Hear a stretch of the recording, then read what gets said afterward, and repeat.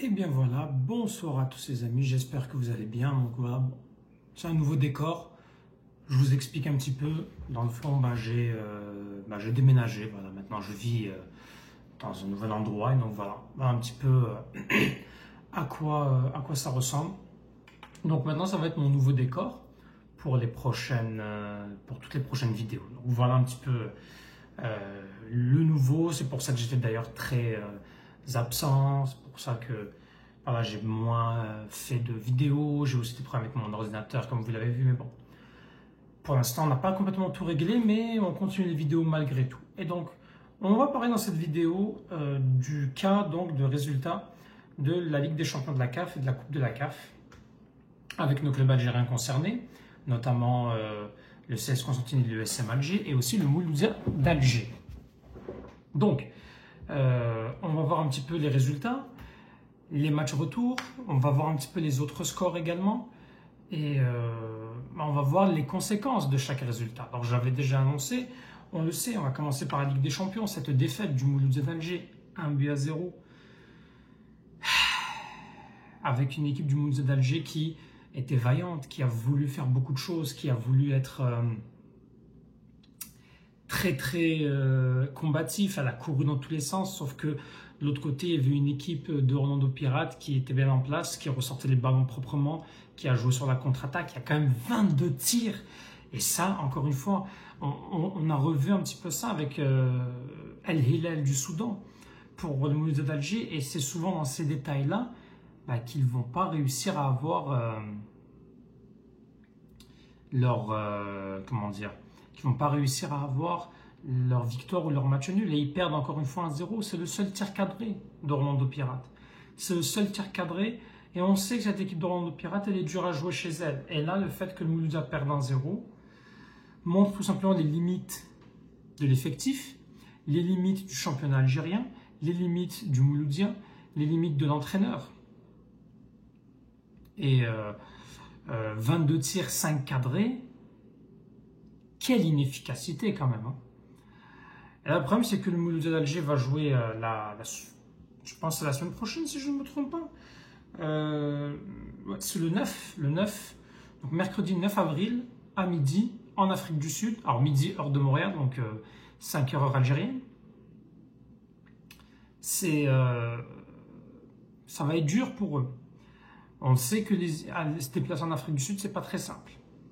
Et malheureusement, comme le CRB, ils n'auront pas la tâche facile, en espérant que leur résultat sera différent du CRB qui n'avait tout simplement pas existé. Bref, voilà un petit peu pour le Mouloudien. On va en profiter pour parler un petit peu donc du reste des résultats. Il y a eu quand même l'Espérance de Tunis, parce qu'on avait deux Algériens concernés, notamment Youssef Belaïli et Tougaï. Tougaï qui, je pense, il était revenu de blessure. Oui, il était revenu de blessure.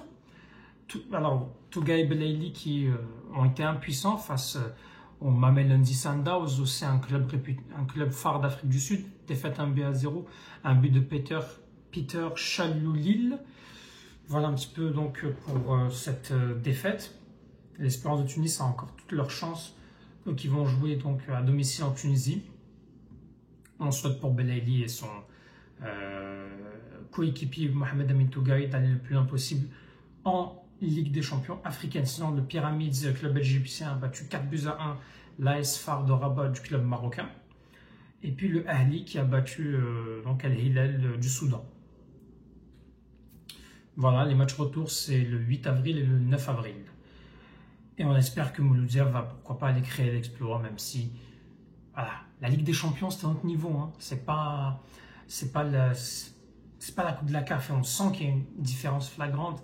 Parce qu'en Coupe de la CAF, on a quand même des clubs algériens qui y arrivent, parce que le niveau est quand même assez serré puis assez bas. Par contre, la Ligue des Champions, voilà, quoi. Qu'est-ce que vous voulez que je vous dise? Bref, allons-y maintenant avec la Coupe de la CAF. Coupe de la CAF, où est-ce que nous avons eu notre duel 100% algérien entre le CS Constantine et l'USM Alger. Un but partout. Un but de Mounder Temin à la 29e minute et une égalisation de Kevin Mondeko à la 73e minute pour l'USM Alger. 2 minutes après, l'USM Alger a pris un carton rouge de la part de Salim Bouchenchouch. C'est un score de parité. L'USM Alger a l'avantage du but à l'extérieur. Leur prochain match, c'est à domicile. L'USM Alger a quand même une option, mais ils vont jouer sans Salim Bouchenchouch au match retour. L'USM Alger qui n'a encaissé que je pense que 2 buts dans toute la compétition. Et ils sont bien partis pour aller chercher cette qualif malgré qu'il n'y aura pas Bouchenchouch. Sinon, dans les autres matchs, il y a eu donc l'ASEC Mimosa de Côte d'Ivoire contre la Renaissance sportive de Berkane. Victoire de la Renaissance sportive de Berkane 1-0. 0-0 entre le Stellenbosch Football Club et le Zamalek. Et 2-0 pour Al Massari contre le Simba Sport Club. Si le CS Constantine et le l'USM Alger se qualifient, probablement que ça va aller en demi-finale face à Berkane. Et on sait que la polémique va revenir sur le maillot. Même si on l'a vu, ils se sont pliés donc au règlement du TAS. Et donc ils ont réussi à faire plier donc ce club-là pour le maillot de, vous savez, le maillot polémique. Maintenant, ils ont joué avec un maillot parce qu'il y avait seulement le drapeau du Maroc et non pas la carte du territoire en question, qui est d'ailleurs toujours contestée aux Nations Unies. Voilà, les matchs retour se joueront le mercredi 9 avril. Pour l'USM Alger, CS Constantine, c'est le mercredi 9 avril à 15h, donc 21h, 20h heure algérienne, 15h heure de Montréal, 21h heure française. Que le meilleur gagne. Que le meilleur gagne. C'est tout ce que j'ai à dire pour cette rencontre.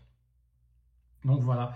Mais il faut se le dire, on n'arrivera à rien tant qu'on ne formera pas. C'est surtout ça qu'il faut retenir. Tant qu'on ne formera pas, tant qu'on n'aura pas une politique sportive, nous n'irons nulle part. C'est malheureusement ça qu'il faudra retenir dans ces